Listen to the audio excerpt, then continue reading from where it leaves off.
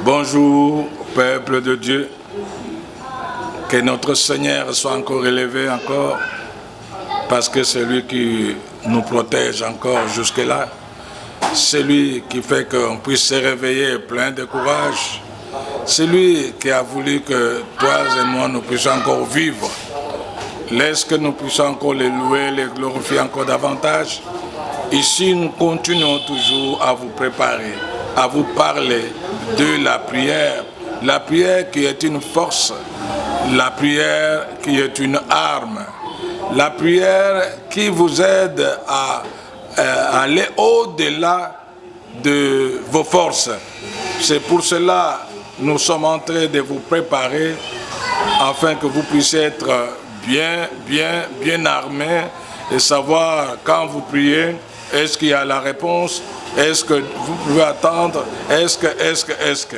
Alors voilà pourquoi nous allons parler aujourd'hui nous avons parlé dernièrement de la persévérance, n'est-ce pas? Mais aujourd'hui, nous allons vous parler de comment, quand vous voyez qu'il y a une résistance, quelle attitude pouvez-vous prendre? Voilà que le Seigneur Jésus lui-même a parlé avec ses disciples en donnant l'exemple d'une personne qui était chez lui, qui a reçu un visiteur la nuit. Et ce visiteur qui est venu, et lui-même n'avait rien pour lui offrir. Alors il a fallu qu'il puisse aller chez un voisin, et les voisins qui dormaient déjà avec ses enfants, ils étaient déjà au lit. Il est allé pour lui demander s'il pouvait lui donner ne fût-ce que 3 pains, afin qu'il puisse s'occuper de son visiteur. Et cela a été fait. Il est allé, la personne, son ami là, dormait, et lorsque l'autre toquait pour chercher du pain, lui répondait tout en étant dans son lit en disant que la porte est déjà fermée, moi et mes enfants, nous dormons déjà, c'est-à-dire nous sommes déjà au lit. Il a répété la même réponse, et lorsqu'il a répété la même réponse, automatiquement la personne continuait toujours à l'importuner, c'est-à-dire à toquer.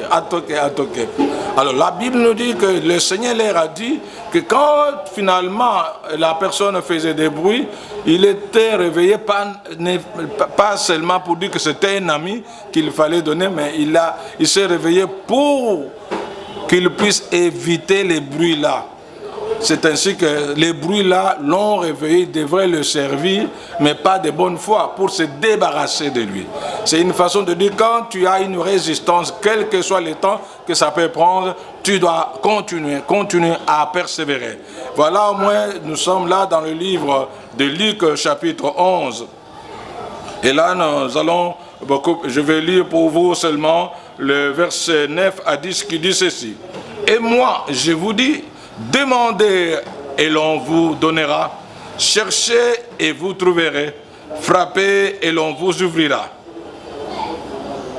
Et car quiconque demande reçoit, celui qui cherche trouve, et l'on ouvre à celui qui frappe.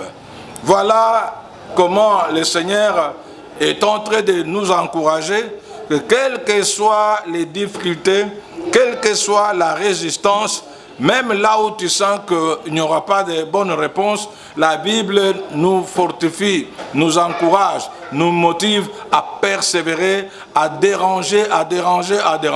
Cela veut dire que tu déranges Dieu. Dieu n'est même pas dérangé parce que lui aime la prière.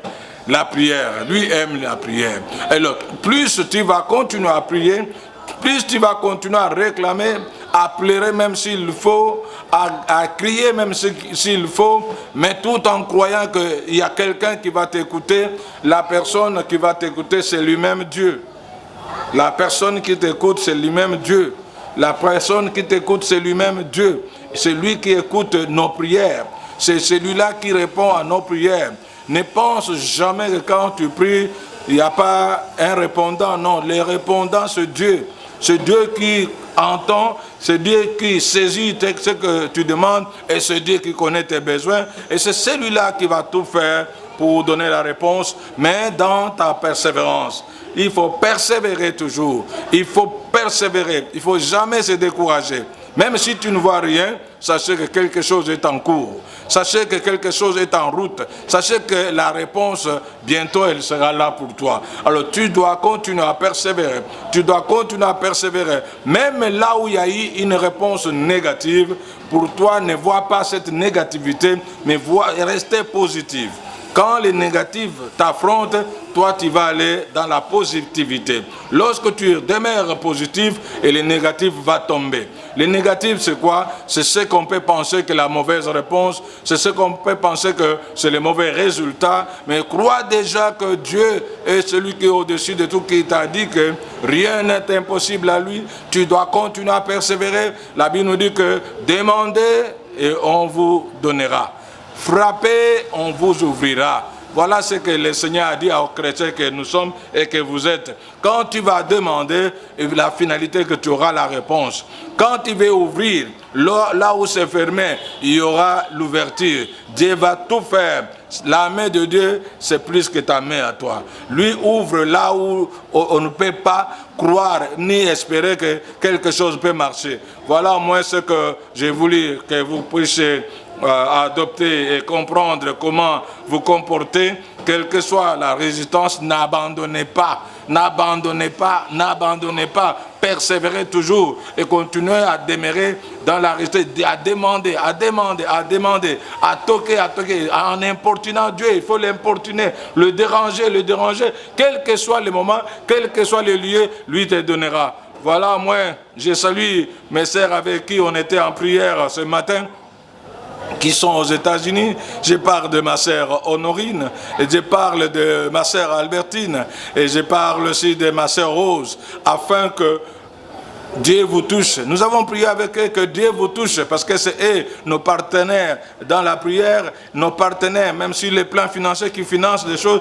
Et je salue aussi ceux des ministères Gloire à Dieu. Nous avons nos partenaires qui sont là, tels que Maman Vumbi, qui est la maman de la responsable de partenaires.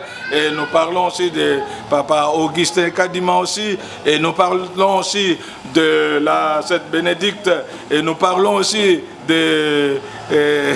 bon, ils sont nombreux et les autres aussi. Je les salue, je les motive de demeurer, de continuer à soutenir sur les plans spirituels et sur les plans aussi financiers, afin que cette œuvre puisse aller de l'avant, que ça touche tous les quatre coins du monde, que ça réveille encore ceux qui semblaient encore de dormir dans la prière.